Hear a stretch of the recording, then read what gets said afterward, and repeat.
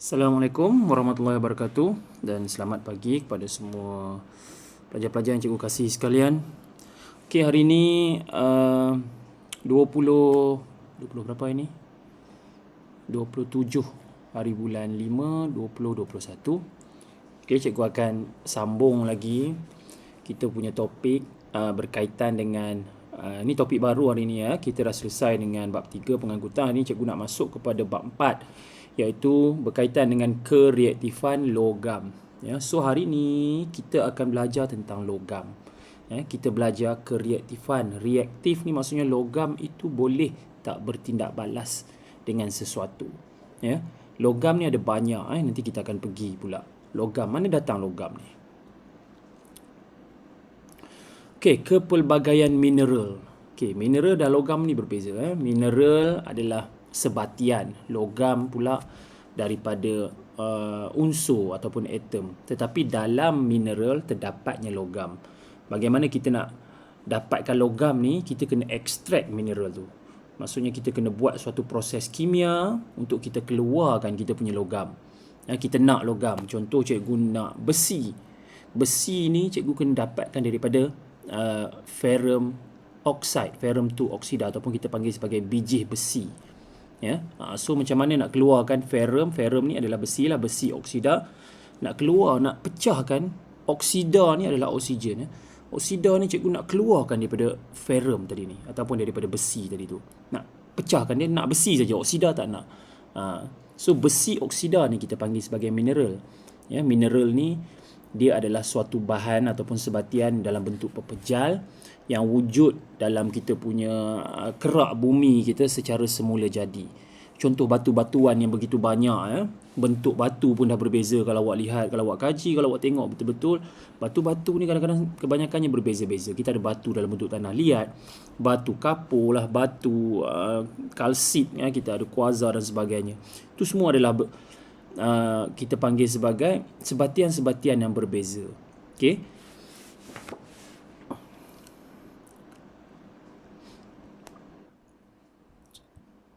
Okey, kita tengok definisi yang pertama berkaitan dengan mineral. Kepelbagaian bentuk mineral dalam kerak bumi. Kalau awak lihat gambar ni, awak boleh lihat ada macam-macam jenis batu ataupun ada macam-macam jenis ataupun color batu tu kan. Ada batu yang warna dia putih, ada yang warnanya biru, kuning dan sebagainya, banyak Mineral ialah unsur atau sebatian pepejal yang wujud secara semula jadi. Kita tak create dia.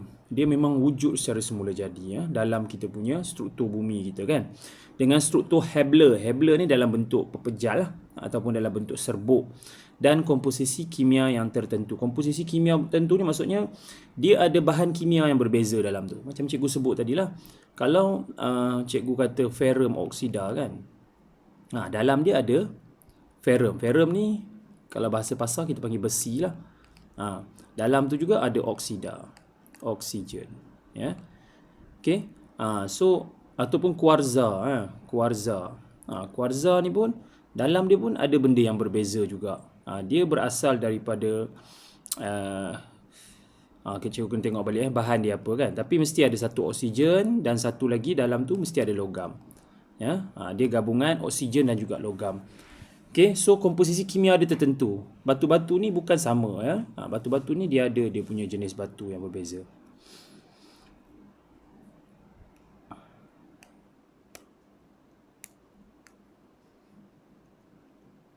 Okay, pelbagai mineral terkandung dalam batuan yang ditemukan dalam kerak bumi. Dah cikgu sebut tadi lah, banyak mineral yang terkandung dalam batuan ni. Okay. Kita pergi kepada unsur seperti emas, berlian dan perak. Okey, kalau unsur seperti emas, berlian dan perak ni, yang ni dia special ya. Yang ini adalah unsur yang tidak reaktif. Dia wujud tu memang dah jadi dah. Awak tak payah nak ekstrak dia dah. Jumpa emas boleh pergi jual terus. Kalau awak jumpa bijih timah, bijih timah tu adalah stannum. Sejenis logam lah, stannum oksida. Okey, kita kena buat proses dulu untuk keluarkan stannum. Untuk pecahkan stannum dengan oksigen tu kena pecah. Kalau awak jual batu tu saja dia tak ada makna ataupun dia tak ada nilai. Tapi emas, berlian dengan perak ni dia tak ada emas oksida ke, berlian oksida, perak oksida, tak ada. Jumpa boleh terus jual. Ya, maksudnya dia dah memang pure. Kita tak perlu lagi nak extract. Extract ni maksudnya nak pecahkan dia. Nak pecahkan mineral ni kepada bentuk asal dia ataupun kepada logam, tak payah.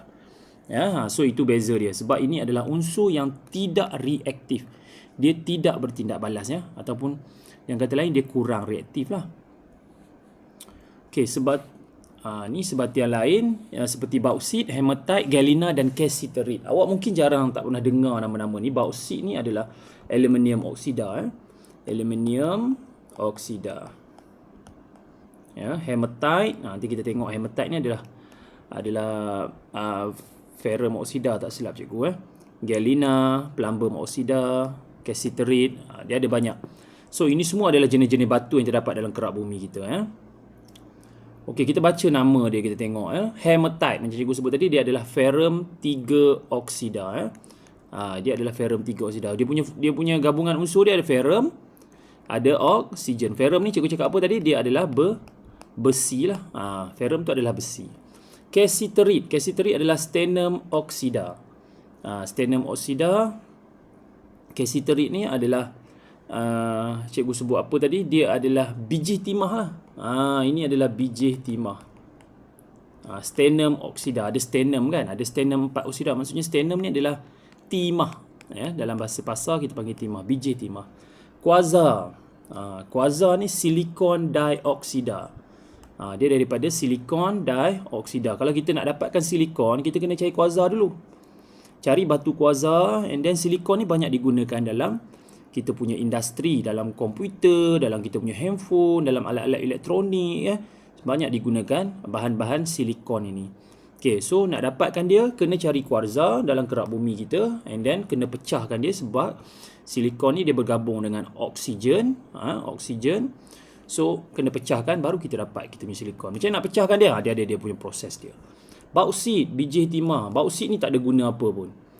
Tapi dia sangat bernilai sebab dia ada aluminium. Aluminium adalah suatu logam yang mahal lah. Logam yang mahal, logam yang ringan, ya, sangat tahan. So, aluminium adalah terdapat di dalam kita panggil mineral yang dipanggil sebagai bauksit, ya, atau kita panggil biji aluminium. Ni galena, galena biji plumbum. Kalau kita nak logam plumbum, kita kena dapatkan galena, plumbum 2 sulfida. Dalam dia juga ada sulfur. Sulfur juga ada function, ya, sangat berguna juga. Pirit, pirit ferrum sulfida. Daripada pirit juga kita boleh dapat besi kita. Besi dan juga sulfur. Kalsit yang terakhir adalah kalsium karbonat. Kalsium, dapat kalsium, ada karbon di dalam tu. Bentuk dia kalsium karbonat. Ya, ada kalsium, ada karbon, ada oksigen. So ada 3 benda dalam ni yang boleh dipecahkan. So yang paling penting kita nak kita punya logam ni lah. Kalsium ni, kalsium ni sangat berguna lah, ya, dalam kita nak letak dalam pemakanan kita kan. Nak bagi tulang kita kuat, dia jadi dalam bentuk kapsul kan. Tu adalah logam-logam yang ada di dalam kita punya batu, ya. Awak tengok batu kat rumah tu nampak biasa je kan. So sebenarnya batu-batu ni semua ada fungsi. Okey, ni bentuk hematite, batu warna hitam, ya. Kalau awak pernah tengok, cikgu tak pasti dia kawasan yang macam mana dia ada kan. So ini adalah bentuk hematite. Hematite tadi adalah ferrum 3 oksida kan, besi, biji besi kita panggil. Okey, kemudian cassiterite. Ini cassiterite, ni adalah biji timah kita. Yang dulu-dulu kalau awak belajar dalam sejarah kan, orang lama kita dia melombong biji timah kan sebagai sumber pendapatan dia. So ni adalah bentuk biji timah kita, ya. Quasar, quasar. Tengok ni batu yang awak selalu main ni, quasar ni. Quasar silikon dioksida ni selalu awak main batu seremban lah. Kita gunakan dalam pembuatan rumah dan sebagainya. Banyak fungsi-fungsi batu-batu ni. Okey, kemudian bauksit. Ini bauksit. Kalau awak perasan dia macam batu tanah liat saja. Ya, batu merah, kita panggil batu warna merah bauksit ni. Tak ada bentuk pun macam aluminium pun kan. Aluminium adalah shiny surface, warna kelabu kan. So tapi daripada bauksit ni dia extract, dia keluarkan aluminium, kita boleh dapat aluminium yang pure daripada sini. Okey, ini galena biji plumbum, warna hitam juga sama macam tadi. Ni pirit, warna dia seakan-akan gold sikit kan. Bukan warna gold, warna macam brown lah, warna kuning. Kemudian kita ada kalsit. Kalsit ni adalah kalsium oksida. Kalsium karbonat, Kalsium karbonat ni sangat berguna dalam industri. Bukan sekadar kita nak dapatkan kalsium tu saja, tapi kalsium karbonat ni dia berguna, dia sangat banyak digunakan dalam pembuatan rumah. Kita nak buat kita punya tiles, kan? Nak buat dinding marmar dan sebagainya, banyaklah. Dia digunakan dalam pembuatan lah, bangunan. So ini semua adalah pembuatan. Ni kita panggil sebagai batu kapur lah, dengan kata lain, batu kapur. Kalsium karbonat. Ya, batu kapur. Okey, so itu adalah jenis-jenis mineral yang ada, sebahagian sajalah, banyak lagi sebenarnya. Okey, sebatian semula jadi ialah gabungan beberapa unsur. Macam sebut tadilah, dia ada beberapa unsur yang banyak. Batu kapur merupakan suatu mineral yang banyak kegunaan dalam kehidupan harian seperti membuat jalan, permukaan meja, bangunan dan sebagainya. Batu kapur tadilah kita dah sebut tadi, kan. Okey, kalsium karbonat. Ni tadi, kalsium karbonat merupakan satu sebatian semula jadi yang wujud dalam pelbagai bentuk, warna dan tekstur seperti kalsit. Kalsit tadi adalah salah satu batu kapur. Kalsit adalah salah satu daripada kalsium karbonat. Batu kapur, so juga kalsium karbonat. Marmar, kapur, terumbu karang, cengkerang haiwan laut. Ini semua adalah sumber-sumber kalsium karbonat. Okey, terumbu karang, ya. Cengkerang tu semua adalah kalsium karbonat. Sangat banyak, sangat banyak digunakan dalam digunakan secara meluas lah. Okey. Ini semua wujud secara semula jadi. Okey, siri kita masuk pada 4.2. Tadi mukadimah saja berkaitan dengan kepelbagaian mineral dalam alam kita, kan. Okey, siri kereaktifan logam. Okey, kita nak membina siri kereaktifan logam. Ini adalah siri kereaktifan logam. Apa maksud siri kereaktifan logam ni? Logam ni apabila dia disusun begini, ya, ini paling tak reaktif, ya. Paling tidak reaktif kepada sampai sini reaktif, sangat reaktif lah. Paling tak reaktif, dia pergi, maksudnya kereaktifan dia bertambah daripada aurum sampailah kalium. Okey, ni kalium. Okey, aurum ni emas. Ya, bahasa kimia ada aurum lah. Argentum, ini adalah argentum atau kita panggil sebagai perak. Ya, silver. Okey, so dua itulah yang awak tahu. Hg ni adalah mercury. Ya, mercury. And then kita ada copper, cuprum, plumbum, stannum, ferrum, zinc, aluminium, magnesium, calcium, natrium, kalium. Okey. Cikgu kalau cikgu hafal, ya, dalam kimia dah tentulah. Cikgu kimia, cikgu mengajar berkaitan dengan siri kereaktifan logam ni, cara nak menghafal dia simple sajalah. Ya, kita hafal, kalau nak kahwin mesti ada zat ferrum supaya perempuan hamil cukup anak aku. Okey. So di sini Hg dengan Cu ni dia terbalik. Tapi tak ada masalah, dia sepatutnya Hg dulu baru Cu. Tapi kalau tengok dekat sini dia tulis Cu dulu baru Hg. Kat situ saja yang berbeza. Okey, tapi yang lain awak boleh hafal, kalau nak kahwin mesti ada zat ferrum. Zat ferrum ni zat besi lah, zat besi supaya perempuan hamil cukup anak aku. Okey. So itu cara cikgu hafal lah. Sebabnya siri keaktifan kena hafal. Maksudnya di sini apa? Semakin ke bawah, kereaktifan dia semakin berkurang. Bermaksud contohlah, kalau cikgu ada kalium, cikgu bertindak balaskan dia dengan oksigen, ataupun cikgu bakar dia dalam oksigen, dia akan bertindak balas dengan cepat. Dia menghasilkan nyalaan yang sangat contoh nyalaan di warna ungu lah, nyalaan yang sangat panas, dalam masa beberapa saat saja. Kemudian natrium pula. Natrium bila panaskan dia warna merah, warna bila dah ungu, kemudian warna biru. Kalsium pula cikgu bakar dalam udara, dia lambat sikit dia dapat warna oranye, dapat warna kuning, kan. Yang ni pula dia lambat sikit lagi. Ini ambil masa nak terbakar. Makin turun. Bawah-bawah ni dah terus lambat. Mungkin tak terbakar. Ada yang... so, itu maksudnya kereaktifan. Reaktif ataupun tidak reaktif dia. Ya.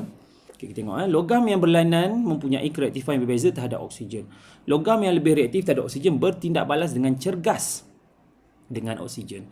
Siri kereaktifan logam merupakan satu senarai logam yang disusun berdasarkan kereaktifannya terhadap oksigen. So, siri ini dibina berdasarkan kereaktifan dia towards oksigen. Ya. Maksudnya, tindak balas dia dengan oksigen.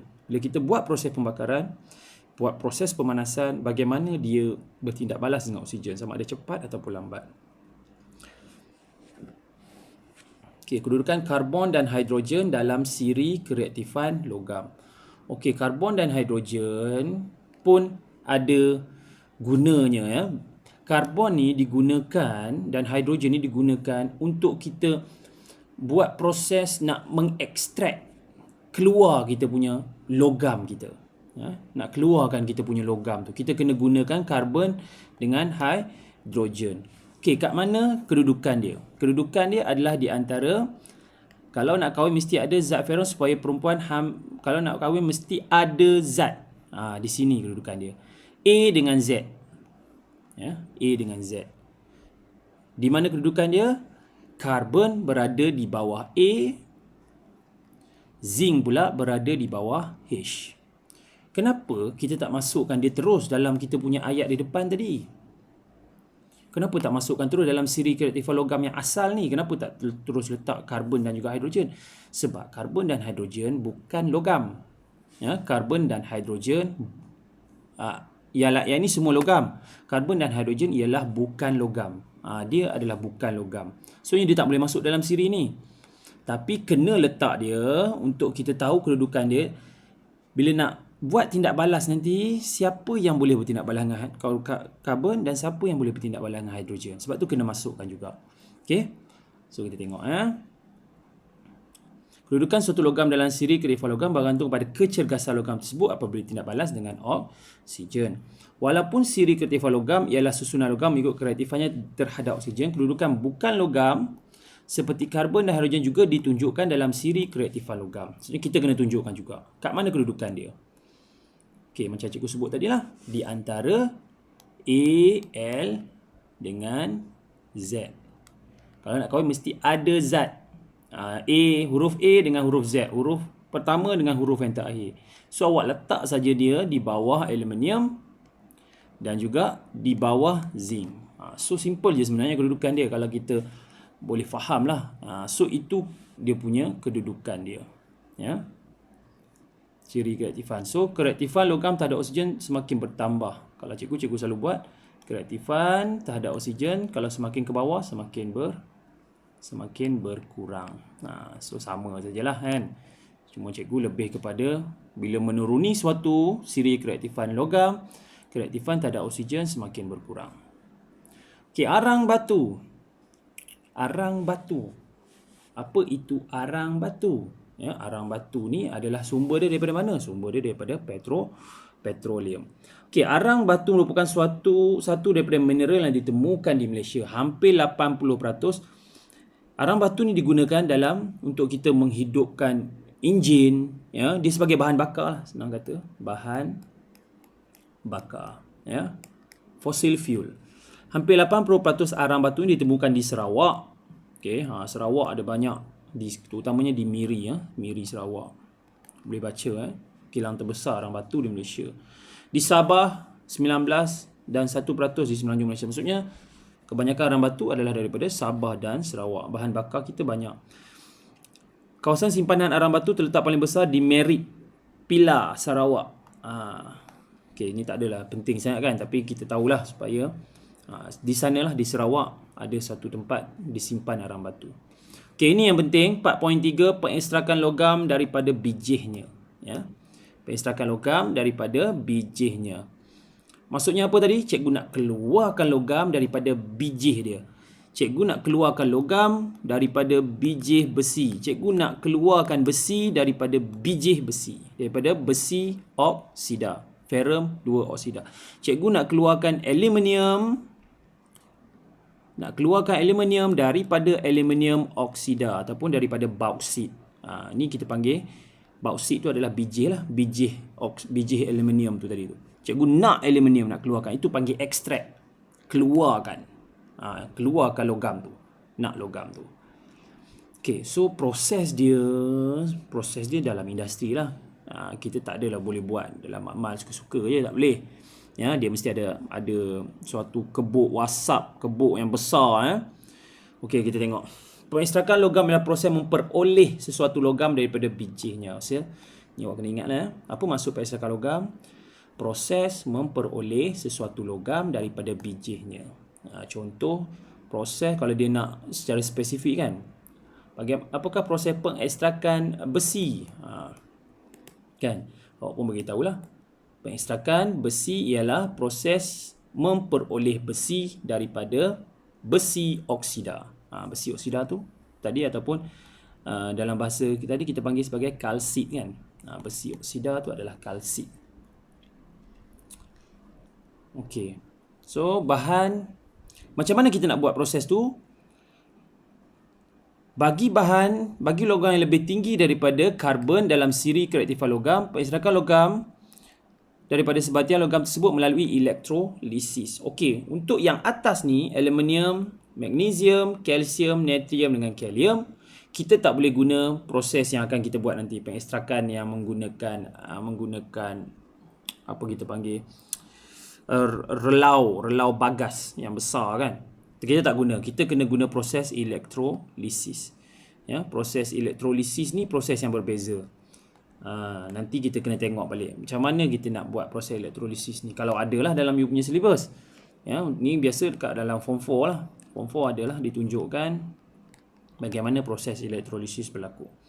Okey. Maksudnya bagi logam yang lain, logam yang berada di bawah karbon, kita boleh gunakan kaedah pengekstrakan logam yang sebentar lagi kita tunjuk. Ya, bawah karbon ada apa? Kalau nak kahwin mesti ada zat zinc boleh, zat ferrum supaya perempuan hamil cukup anak. Maksudnya yang berada di bawah ni zinc, ferrum ataupun besi, stannum, timah, plumbum, mercury, cuprum, argentum. Ini semua boleh menggunakan kaedah ataupun kita menggunakan karbon. Karbon ni adalah arang lah kan. Karbon adalah arang. Tahu karbon? Karbon arang. Arang yang kita guna untuk masak tu kan. Awak buat barbecue tu karbon lah. Karbon ni datang daripada pokok yang dijadikan dalam bentuk arang kan untuk buat proses pembakaran. Okey, bagi logam yang lebih rendah daripada karbon dalam siri keraktifan logam, pengekstrakan logam daripada biji logam tersebut melalui penurunan oksida logam tersebut dengan karbon. Okey, so 1, 2, 3, 4 ni. Zinc, ferrum, timah, plumbum ni kita boleh gunakan kaedah penurunan oksida logam. Bermaksud di sini karbon kita gunakan dia sebagai ejen penurunan ataupun kita menggunakan karbon untuk singkirkan oksida daripada, contoh cikgu tunjuk awak karbon tambah dengan kita ada ferrum oksida lah, contoh kan ferrum oksida. So kita dapat apa? So apa yang dibuat di sini? Karbon dia lebih kaya. Karbon maksudnya dia lebih kaya daripada ferrum. Karbon lagi tinggi kedudukan dia daripada ferrum. Cikgu panggil begitulah. Kalau di berada di atas dia lebih kaya. Karbon lebih kaya daripada ferrum. Jadi apa karbon buat? Karbon ni dia akan pair dengan oksigen. Maksudnya dia akan singkirkan ferrum. Ferrum ada pasangan dengan ferrum oksida. Dah berkahwin. Tapi apa yang karbon buat? Karbon ni sebab karbon ni kaya. Jadi karbon ni boleh singkirkan ferrum. Dia nak mengorat oksida ataupun dia nak bergabung dengan oksida. Oksida ni pula tengok karbon lebih kaya, dia nak bergabung dengan ferrum. Jadi dia nak bergabung dengan karbon, dia tinggalkan ferrum. Jadi terbentuklah ferrum tinggallah keseorangan dia, manakala karbon pula akan bergabung dengan oksida membentuk karbon dioksida. Okey, so itu yang berlaku. Okey, itu yang berlaku. Macam mana dia boleh singkirkan? Sebab dia lebih kaya. Kalau karbon ni berada di bawah, ferrum berada di atas, tindak balas itu tidak boleh berlaku. Okey. Bagi kuprum dan merkuri, pengisrakan logam dilakukan oleh pemanasan terus sebatian logam tersebut. Okey, untuk kuprum dan merkuri disebabkan dia adalah logam yang kurang sedikit reaktif, ya. Jadi apa yang kita buat, kita kena panaskan dia terus. Panaskan dia terus dalam kuantiti ataupun haba yang tinggi.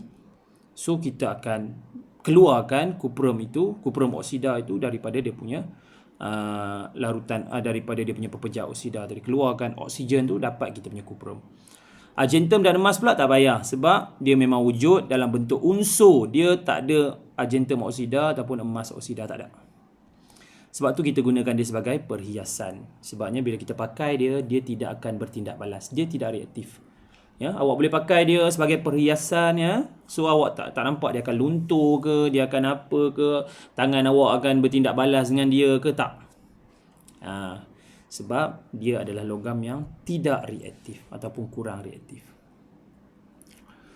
Okey, ini proses pengekstrakan dia. Cikgu tunjuk secara ringkas apa yang berlaku, ya. First kali, ni pengekstrakan logam besi daripada bijihnya di dalam relau bagas. Aku beritahu tadi, relau bagas ni adalah satu, dia macam corong yang sangat besar, sangat besar corong dia. Apa dalam tu, dia logam lah kan. Dia dalam bentuk macam tanah liat besar, tinggi. Kalau awak pergi kepada kilang biji besi, awak boleh nampak dia tinggi, dia sama tinggi macam kilang tu. Apa yang dibuat? Mula-mula di atas ni kan, awak masukkan campuran biji besi ataupun oksida besi tadi yang dipekatkan. Lepas tu masuk arang kok. Arang kok ni adalah karbon. Ya. Kita masukkan arang kok tadi, karbon, dan juga batu kapur. Batu kapur dimasukkan dalam relau bagas melalui bahagian atas relau bagas. So kita masukkan biji besi, arang kok dan juga batu kapur. Batu kapur ni function dia hanya sebagai mangkin sajalah. Dia sebagai mangkin. Okey.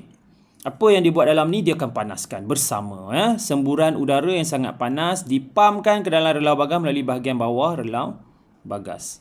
Okey. So dah siap semua tu, ya. Apa yang dia buat, yang logam yang bercantum tadi, kita tengok, ya. Dia lebih tepat di sini lah kan. Okey, ni kita dah tengok tadi, dia campur di atas tu. Kemudian di bawah tu, dia akan semburan udara yang sangat panas, dia masuk atas tu, ya.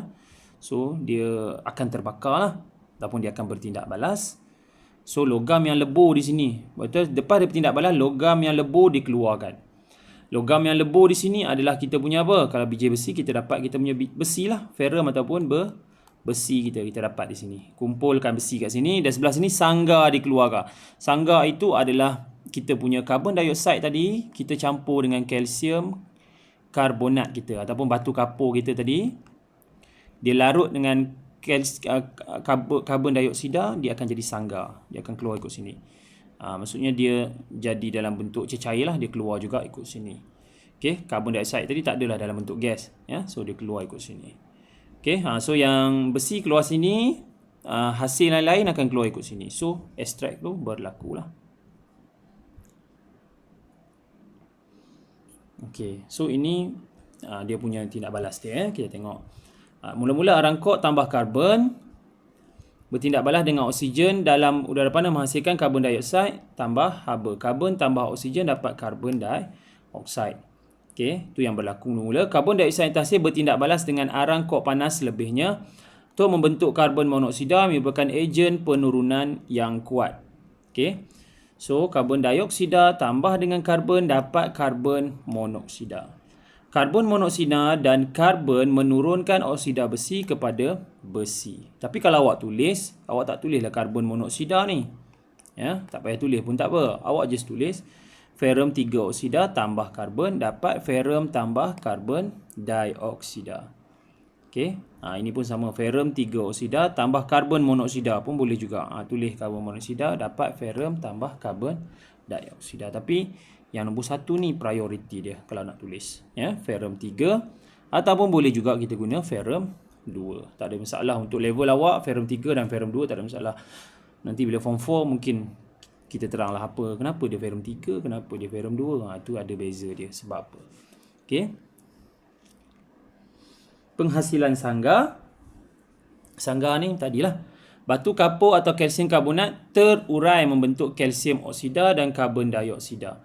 Okey, kalsium karbonat bila kita panaskan dia dapat kalsium oksida tambah karbon dioksida. Okey, kalsium oksida bertindak balas dengan benda asing seperti pasir atau silikon dioksida dalam biji besi untuk membentuk sangga atau kalsium silikat. Okey, so kalsium oksida tadi dia akan bertindak balas dengan bila kita masukkan kita punya biji besi tu, mungkin ada lagi kita punya pasir kan. Kita tak boleh pilih-pilih kan. Dalam biji tu mesti ada benda-benda lain lah. Awak takkan boleh pilih, mesti ada pasir. Pasir biasa kita panggil silikon dioksida tu. So campur sekali, so dia akan membentuk kalsium silikat. Ya, kalsium silikat. Okey. Sambung sikit lagi ya. Pada suhu yang tinggi dalam relau bagas, ferrum yang dihasilkan akan melebur. Logam kita tadi tu ataupun besi kita akan melebur dan akan mengalir keluar daripada relau Dari semasa ke semasa, larutan ferrum dituang keluar ke dalam acuan untuk dibiarkan menyejuk dan membeku. Okey, so kalau dah penuh bekas tadi tu, dia akan tuang keluar lah dan bagi dia beku. Laburan ferrum yang beku ini dikenali sebagai besi tuang. Besi tuang ni dia ada bentuk dia kan, besi tuang. Lepas tu baru besi ni akan dibentuk kepada bentuk apa yang kita nak, bentuk apa bangunan ke, bentuk kereta ke kan. Dia akan mula-mula besi ni dalam bentuk besi tuang. Besi tuangan ya. Sangga, sangga ataupun dikenali sebagai kalsium silikat tadi ya. Kita panggil dia kalsium silikat ni. Ya, kalsium silikat tu yang dihasilkan akan melebur juga. Leburan sangga ini juga mengalir ke bahagian bawah relau. Oleh sebab leburan sangga adalah kurang tumpat daripada leburan ferrum, sangga terapung di atas leburan ferrum. Okey, dia akan mengalir juga di bawah relau tapi bahagian yang berbeza kan. Okey, tapi di situ leburan ferrum pun masih ada. Mungkin ada leburan ferrum yang akan masuk ke dalam leburan sangga. Ya, tapi leburan ferrum yang masuk dalam leburan sangga dia akan mendap ke bawah sebabnya dia lebih tumpat. So sangga pula dia akan terapung di atas leburan ferrum itu. Dari semasa ke semasa leburan sangga dikeluarkan dan digunakan untuk membuat tapak bangunan dan jalan. Okey, so leburan sangga ini juga ada gunanya lah. Sangga ini akan dikeluarkan untuk digunakan membuat tapak bangunan dan jalan iaitu kita punya kalsium silikat tadi. Okey, so dia bergunalah untuk buat tapak bangunan jalan. Maksudnya segala hasil daripada pemanasan ferrum 3 oksida kita ataupun daripada biji besi kita itu, dua-dua hasil tu dua-dua ada guna. Besi ataupun ferrum memang digunakan lah untuk industri, dan juga kita punya sangga pula digunakan untuk membuat tapak bangunan dan juga jalan lah. Okey. Okey, yang lain you boleh baca ya. 33 minit. Okey, tak apa. Cikgu nak habiskan juga topik ni ya, sebab kita tak ada banyak masa. Lepas habis saja daripada kita punya cuti ya. Minggu depan dah cuti, so tak ada kelas kita. Awak akan exam ya. Masuk sekolah lah kalau kita akan masuk sekolah lah. Cikgu harap kita masuk lah kan, supaya kita boleh jumpa secara bersemuka. Lebih mudah untuk kita buat latihan dan juga pengajaran seperti biasa. Jadi sebab itu kalau kita topik masuk sampai bab 5 jadi cikgu pun kena habiskan juga bab 4 ni. Tak banyak, sikit je tadi. Sikit lagi nak habis ya. Pencemaran udara akibat pembakaran bahan api, isu pelombongan. Dulu memang isu pelombongan ni besar lah. Penggunaan tenaga elektrik yang banyak untuk mengeluarkan biji besi menggunakan mesin-mesin yang besar semua kan. Pencemaran udara oleh gas yang dihasilkan daripada relau bagas, dah tentulah ada pembebasan udara, karbon dioksida akan terbebas ke udara dan menyebabkan pencemaran Okey, pemusnahan habitat akibat pembinaan lombong. Lombong ni banyak sekarang ni, ada tapak lombong dah jadi kita kata orang panggil lombong kan, lombong dah ada air kan. Dulu lombong tu adalah tempat dia orang nak cari batu-batu ni lah. Biji timah ni sekarang dah tak banyak dah di Malaysia. Kalau awak tengok tapak orang panggil lombong lombong yang dah ada air tu, dulu dia adalah semula dia adalah buatan maksudnya kita korek untuk dapatkan hasil daripada bumi, batu-batu daripada bumi tu untuk proses industri, dan tapak tu lama-lama dibiarkan air naik, dan hujan dan sebagainya menyebabkan terbentuknya lombong yang berair itu kan. So tu musnahlah habitat habis kalau pada asalnya itu adalah hutan dan sebagainya. Pencemaran bunyi dah tentulah hakisan tanah akibat penggalian biji. Okey, bila dah tak ada pokok, so akan menyebabkan hakisan tanah. Pencemaran air akibat pencucian biji. So air di kawasan itu akan tercemar sebab dia akan terus buat kilang di situ untuk dia proses biji-biji ni tadi. So menyebabkan pencemaran air. Pencemaran udara akibat pembakaran bahan api. Ni tengoklah banyak kan. Banyak. Semua mengakibatkan pencemaran lah. Penggunaan tenaga elektrik yang sangat banyak. Ini tadi dah sebut tadi lah. Pencemaran udara oleh gas dihasilkan daripada relau. Kilang ni kalau di ni pun ada juga Kalau di Setiawan, di Beruas banyak kilang-kilang yang menggunakan relau bagas ni. Pemusnahan habitat, kekesian habis. Pencemaran bunyi, hakisan tanah, tu. Pencemaran air okey, so itu nampak Kalau kalau di negara barat, kalau awak tengok dia banyak buat pengekstrakan ataupun dia mencari emas biji emas. So dia nak proses biji emas tu memang habis kawasan itu, dia teroka habis hutan-hutan ditebang. Bila kawasan tu dia kata kawasan ni ada emas, jadi dia akan korek tanah tu semua. Habis pencemaran yang sangat-sangat teruk sebab emas berharga kan emas. Orang yang cari. Sebabnya emas ni tak payah lagi nak buat proses lain-lain. Dia dapat saja daripada pasir tu, dia kena keluarkanlah daripada pasir tu kan. Tapi proses tu adalah proses. Awak kena tengok banyak dalam National Geography tu So ada banyak cerita tentang bagaimana kita mengekstrakkan logam. Okey, itu sahaja. Selesai Jadi cikgu minta maaf kalau cikgu terlampau laju berkaitan dengan bab ni. Kalau awak tak faham boleh tanya So awak boleh cuba buat latihan yang tak banyak pun cikgu tak nak bebankan awak. Nanti sebelum cuti ni cikgu bagi lagi latihan pada buku teks jangan kata awak tak nak buat pula. Buat, kena buat. Okey, yang lepas cikgu lupa nak bagi latihan pada muka surat. Ini latihan cuti sekolah awak lah. Cuti sekolah awak buat latihan muka surat 21, 22, 23, 24, 25. Awak cuti 2 minggu ni. 25, 26. Okey. So daripada muka surat 21 sampai 26 21 sampai 26 buku kerja. Okay, so itu ada praktis PT3. So awak boleh buat lah di situ. Okay. Then untuk tajuk baru kita ni, ini pun ada latihan dia. Tapi cukup sekadar awak buat 3 muka surat daripada muka surat 27 sampai muka surat 30. So itu adalah latihan awak untuk kelas esok. Kelas esok pula. Untuk kelas hari ini dan juga yang latihan yang tadi tu cikgu bagi 21 hingga 26 ni buat cuti sekolah. Okey. So tugasan-tugasan ni cikgu akan tulis supaya cikgu tak lupa. Cikgu akan tulis dalam kita punya grup Telegram lah. Cikgu tak tengok ada siapa pun respon itu, tapi cikgu harap awak baca. Dan cikgu pun tengok bilangan yang tengok kelas cikgu pun tak adalah ramai 6, kadang-kadang 7 orang. So maksudnya ada juga yang tak tengok. Tak tengok tu tak apalah, buat macam mana.